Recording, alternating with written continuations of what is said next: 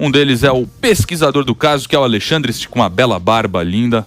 Uma barba... Barba viking. Uma barba viking. Uns meses que eu não ia na barbeira, eu fui só pra vir aqui, hein? Muito bom. E além do doutor Otacílio Guimarães de Paula, advogado criminalista, que já participou de vários casos emblemáticos, é isso mesmo, doutor Otacílio? Boa tarde, exatamente. Tem alguns casos meio emblemáticos. E esse ano mesmo, né? Desde o ano passado, estivemos aí acompanhando os casos, inclusive, envolvendo abusos de policiais. E este caso da Maria da Penha, existe também uma situação muito similar. É isso aí, vamos destrinchar isso aí já. Também o nosso grande parceiro, companheiro aqui, que eu tenho a honra de ter ele como companheiro aqui da Jovem Pan, o meu querido Ricardo Ventura. Não minta pra mim, você conhece ele aí dos canais.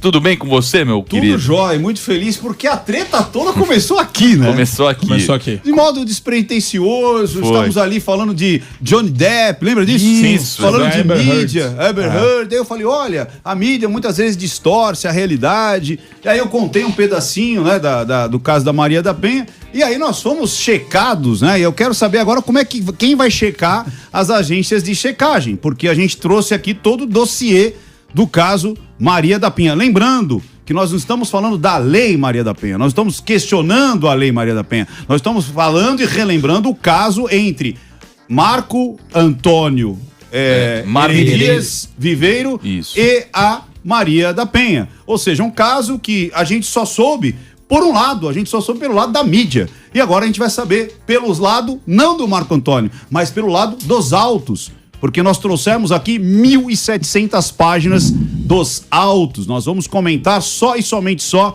o que estão nos autos. E só isso já dá pra gente perceber que tem coisas estranhas, as quais essas agências de checagem não tiveram o trabalho de checar.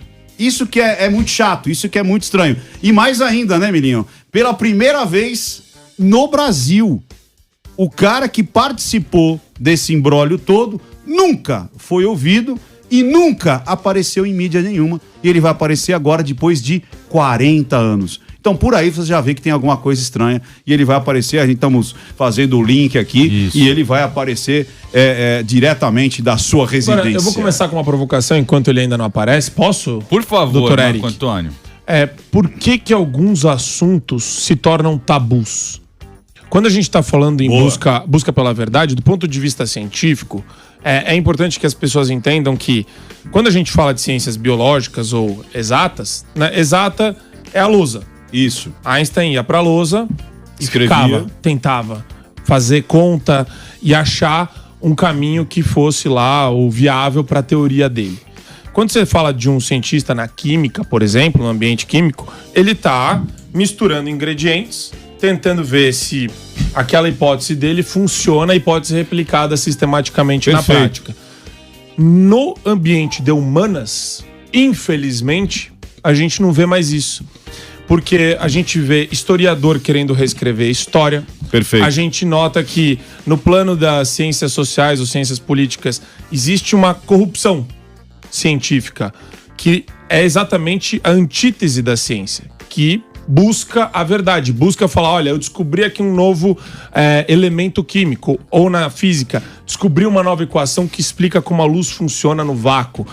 E no âmbito das ciências humanas, que deveria ser o seguinte: poxa, vamos analisar esse fato? Aí um cientista sério, né, de ciências sociais ou ciências humanas, não, olha, esse fato aqui aconteceu por conta disso, e ele dá todos os elementos históricos, todos os elementos investigativos, perfeito, todas as descrições dos acontecimentos pelos participantes. Só que não é isso que a gente vê. Por que no entendimento de vocês, houve essa ocultação do Marco Antônio Heredia? Heredia ou Herédia? Herédia. Herédia. E ao que você atribui isso? Então, justamente como você falou, o fator humano. Aonde você coloca o ser humano, existe o quê? Uma questão de força, de poder, existe uma questão de emoção, exatamente. E aí, a história, ela fica justamente à mercê de quem conta essa história. E isso, inclusive, é científico, sabia, o Marcão? Você sabia que existem testes científicos? Claro, ontem mesmo, nós não tivemos o Bolsonaro lá na Jornal Nacional? Ou seja, Quem é bolsonarista falou que ele se deu bem. Quem é contra o Bolsonaro falou que ele se deu mal.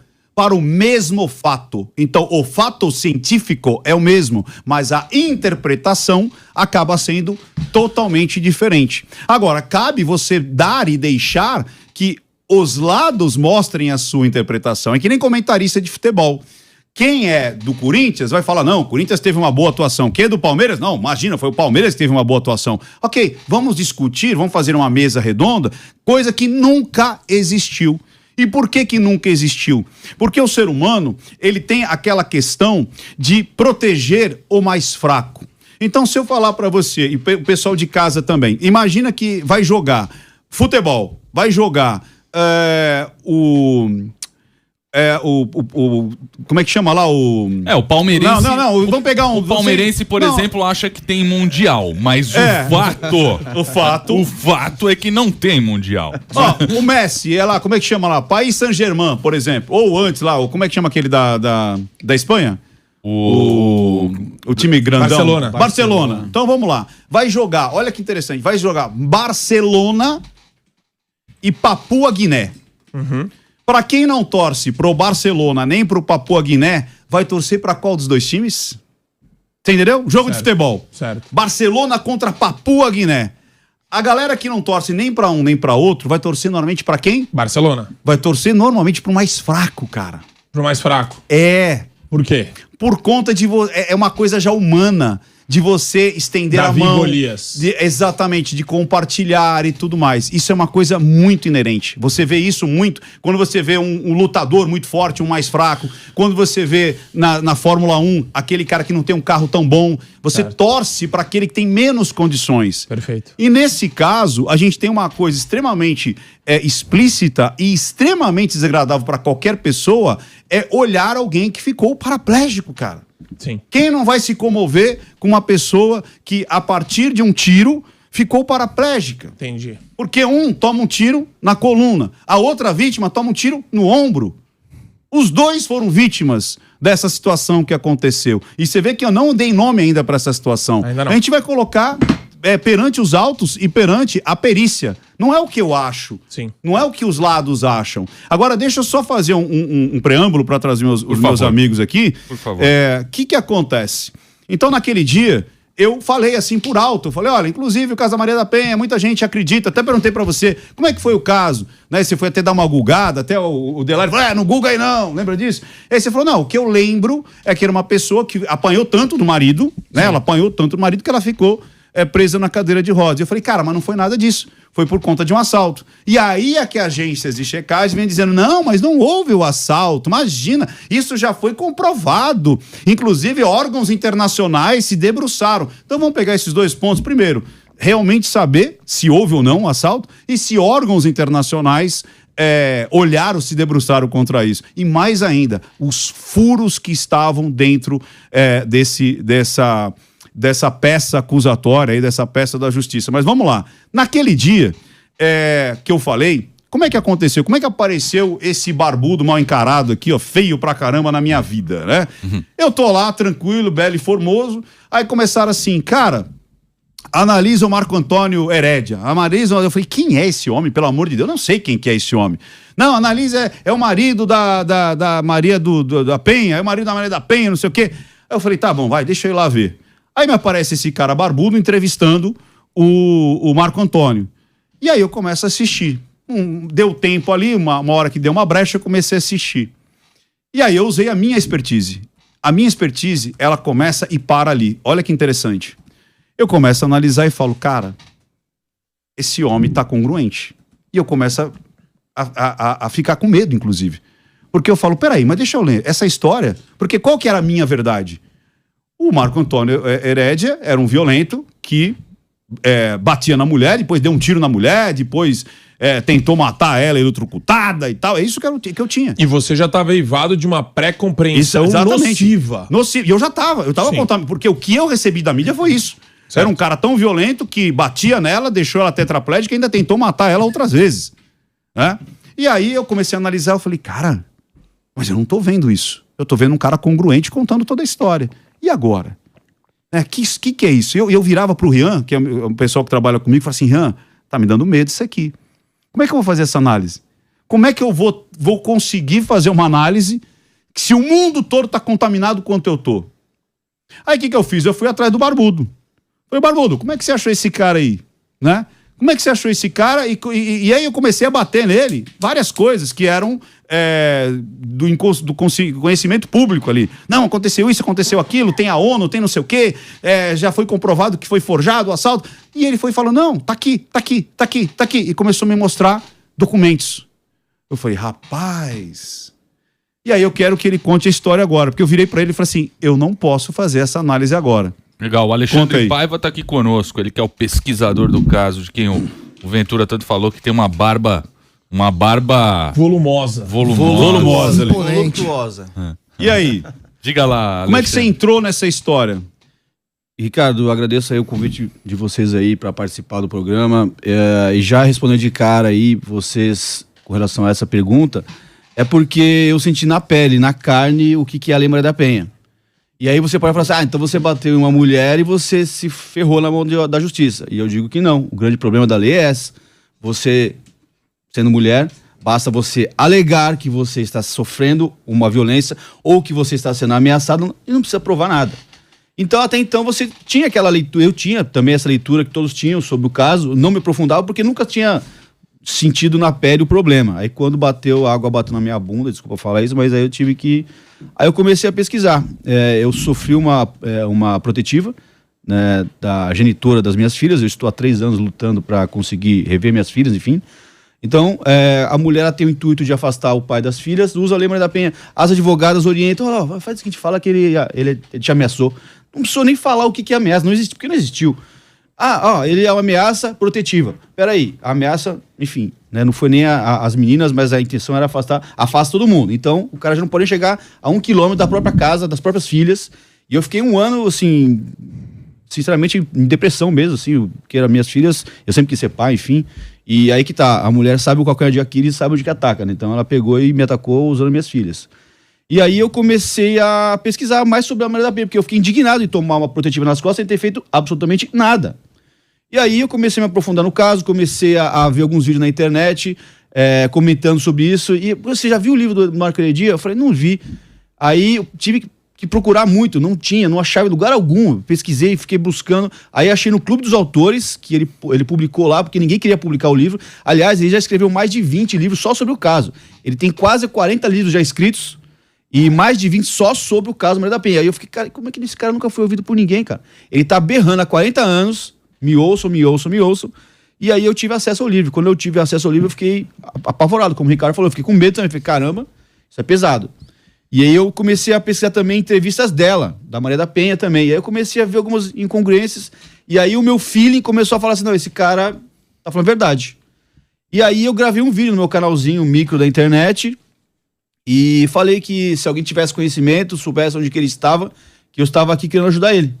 O Marco. E felizmente chegou nele esse vídeo também. A internet é uma coisa fantástica, né? O meu canal, eu tinha acabado de inaugurar ele, tinha acho que 500 inscritos. E aí eu já tava meio que inserido nesses grupos de pessoas que sofrem com a Lei Maria da Penha, e aquilo viralizou e acabou chegando nele. E aí nós entramos em contato, ele receoso, porque todo mundo que procurava ele era para prejudicar ele, a Isto É entrevistou ele. A única imprensa que entrevistou ele foi para prejudicar ele. Em 2002, inclusive. Tem até a capa da matéria. Revista, é absurdo. Quer ver, ó? Deixa eu pegar aqui. Ele na maior expectativa de que finalmente pudesse falar sobre o problema.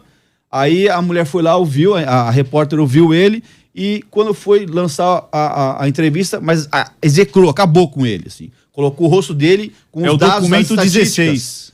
Com as estatísticas todas da violência contra a mulher, colando na cara dele, assim. Colando ele como a cara da violência contra a mulher. E aí ele falou assim, eu não vou mais fazer nada, e sumiu, e não quis mais dar entrevista pra ninguém.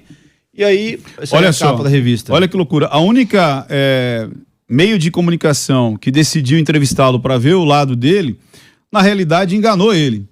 Porque quando ele conta tudo o que aconteceu, todas as falhas, tudo, vou dar até um spoilerzinho. Por exemplo, o revólver que foi adicionado no inquérito,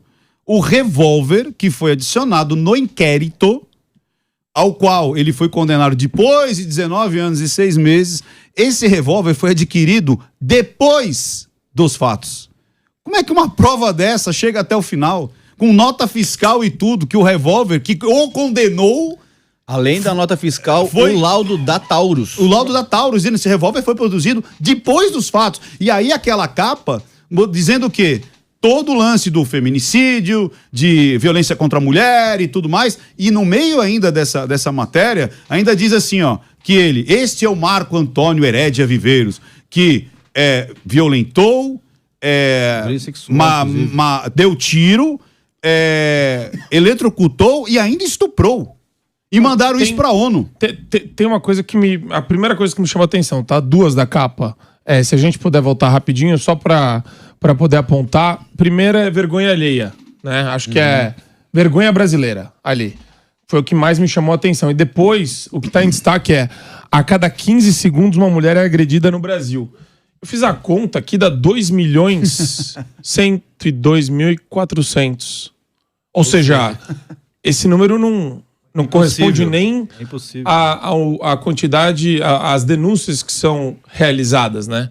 A gente vive num país que a gente fala de 48 mil homicídios por ano, que é altíssimo, os Estados Unidos são 17, mas mesmo que você exponencialize isso à máxima potência vezes 10, dá 500 mil agressões, e a gente sabe que isso não é verdade, né? Então, acho que de cara já dá para perceber que existe uma tendência aí, né? A tendência de criar factoides sem embasamento algum. Eu imagino que, se você abrir a matéria dessa revista, não tem a explicação desse número. Ou tem? Não nem a tem. pau. E aí ele A continua. fonte dos dados E aí- eles não apresentam. E aí você começou a conversar com ele. Aí o meu filho chegou nele, conseguimos contato via WhatsApp e é até engraçado que nós nos encontramos a primeira vez em Brasília, que ele queria ir para Brasília para falar com o figurão, mas a gente rodou aquilo ali pra nada. Fomos no órgão de direito aqui da família, da mulher, né? Fomos ouvidos lá por 2 horas a gente queria falar com na época a Damares Alves era a ministra, né? Ele já tá aqui conosco. Quando você Questão quiser chamá-lo legal. também, ele Legal. já tá aí A conectado. Damares Alves não nos atendeu um número 2 lá, enfim, ficou nos ouvindo por 2 horas, mas não fez nada, depois não deu retorno algum, ou seja, tipo assim, lasque-se, o Estado, enfim, não vai fazer nada. Porque ninguém queria mexer nisso. Exato. Era uma coisa meio que a verdade já foi dita, já foi Tá solucionada e acabou. condenado e deu. Inclusive, os institutos que Lupa e companhia, eles se baseiam na condenação como se aquilo fosse a prova do crime. Como se aquilo ali fosse a prova contundente de que houve um crime. O que me chamou muita atenção também nas entrevistas que eu comecei a pesquisar da Dona Maria da Penha é que ela jamais, em entrevista alguma, cita que os dois saíram baleados no dia. Então isso pra mim já levantou assim, uma pulga bem grande atrás da orelha pra ela. Não fala isso. Ela esconde. Se ela tivesse tranquilidade com o fato da alegação dela, ela poderia dizer, inclusive aconteceu um problema e ele também simulou alguma coisa. Não. Fica só como se ele batesse muito nela e que, de tanto bater nela, ela acabou numa cadeira de rodas e ele acabou preso depois por conta disso. E aí eu comecei a pesquisar entrevistas dela também. Por exemplo, tem uma, inclusive, está também... O documento 18, que- se der pra colocar, é quando ela fala que ele simplesmente se feriu com uma faca. Olha que loucura. Ela começou a ficar tão tranquila, mas tão tranquila. E detalhe que ela foi começou no a Gugu. inventar coisas em cima de coisas. No Se der Domingo pra Legal do pessoal ver- Gugu, na época essa audiência altíssima do programa do Gugu Liberato, e ela deu uma entrevista pro Gugu falando que ele se lesionou com uma faca, na verdade, para tentar mais um pouquinho denegrir a imagem dele. O Marco Antônio usa a palavra pimentinhas. Ele fala que cada entrevista que ela dava, ela colocava uma pimentinha. Inventava, tipo assim, só ir jogando, só vai jogando que o povo vai comprar. E ela foi em rede nacional, um programa de altíssima audiência como o Gugu Liberato, e falou assim, ele simulou, na verdade não foi tiro, foi faca. Aí eu peguei e gravei um vídeo, pedi pra ele não gosta, pra ele é dolorido, o psicológico, enfim. Eu fiz ele mostrar o buraco no vídeo, mostra assim, tá aqui, a entrada e a saída da bala. E a mulher teve a coragem de falar em rede nacional que aquilo, e tá em exame de corpo de delito, tá em tudo. E assim, ela nem se preocupou de parar de mentir. Não, porque nem precisava mais daquilo, nem precisava mais. Mas ela foi indo cada vez mais, enfim. E aí, ele pegou e mostrou essa marca do tiro, desdizendo essa afirmação categórica que ela deu no programa de Gugu Liberato, que ele havia se lesionado com uma faca. E o dia, como é que foi o dia, que ele conta pra você, que isso é uma coisa que praticamente ninguém sabe também. Depois a gente vai ter o Marco Antônio, até porque é interessante depois fazer perguntas pra ele, mas pro público em casa, pra gente criar esse prólogo, como foi o dia baseado nos autos? O que aconteceu no dia fatídico que a Maria da Penha, infelizmente, ficou paraplégica e ele toma um tiro no ombro. Perfeito. Foi em maio de 1983, já vamos para 40 anos, né? O ano que vem já o crime vai completar 40 anos.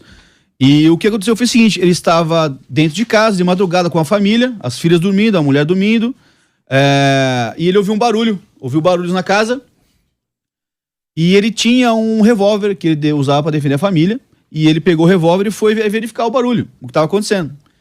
O cachorro latindo, ele foi lá, acalmou o cachorro.